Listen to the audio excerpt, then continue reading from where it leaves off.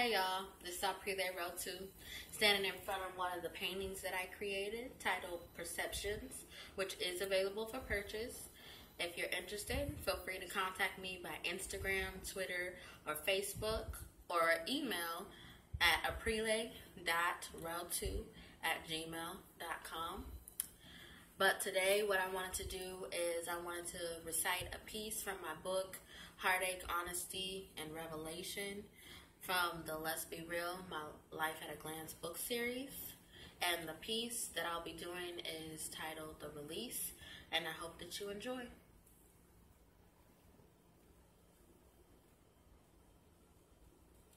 From the start, you had my heart, stepped into my life like a whirlwind, swept me off my feet, and my heart you did take. I thought I was winning.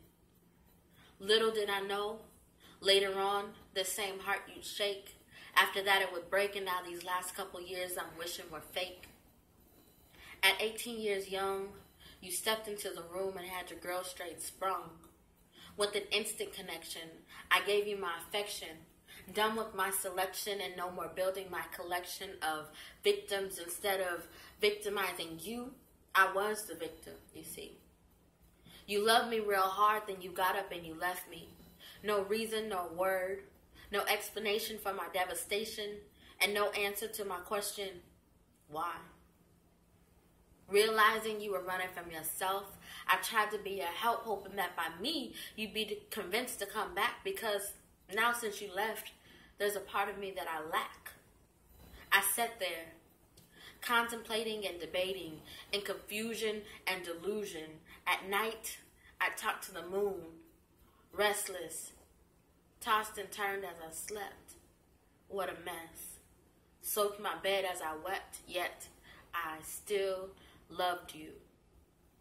Hurt from the pain, I lived life in a daze. I spent day after day just trying to let go. Time passes, heartbroken again, this time by another so-called boyfriend. I gave you a call.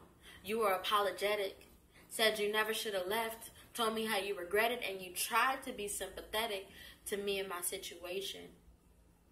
Fast forward time further into the past, probably a year or two.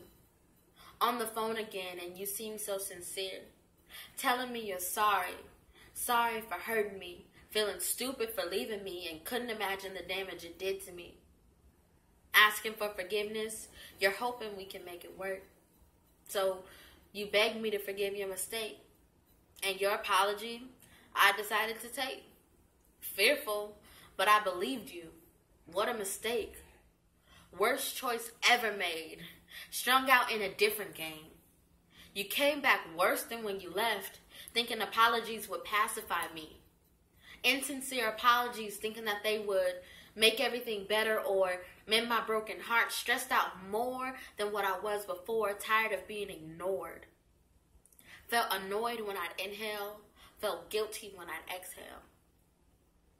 There was constant argument over the unnecessary. Things you do seem to be very strange. Day by day, no question asked, because I wanted to believe that you were doing right by me. Constant crying, constant pleading, constant reminding, while still constantly being ignored. Days at a time, weeks at a time, then when response came, it was always just the same. I'm sorry, my phone broke. I'm sorry, I ain't want to be bothered. I'm sorry, I've been working a lot. When I say I feel my presence isn't valued, you'd say, don't ever say that. I love you. Your apologies, the things you'd say, I knew you were lying, but that's okay. Ain't no stimulation in repetitive conversation. Can't explain my frustration, nor the judgment from my surrounding nation. And you'd think any argument that was had would be about race, but never that. You'd think we'd have to defend our case, but never that.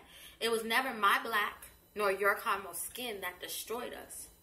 All I knew how to do was to fight for us, telling myself it would be worth it in the end, and when I get upset, I'd unload my burdens on my closest friend, only to find you had given your love to another.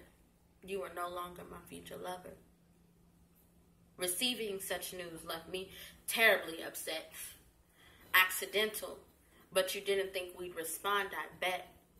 Couldn't tell you how I felt. How I was feeling would not have been appealing to you, to God, or even to myself, let me tell you. Life spared sincerely.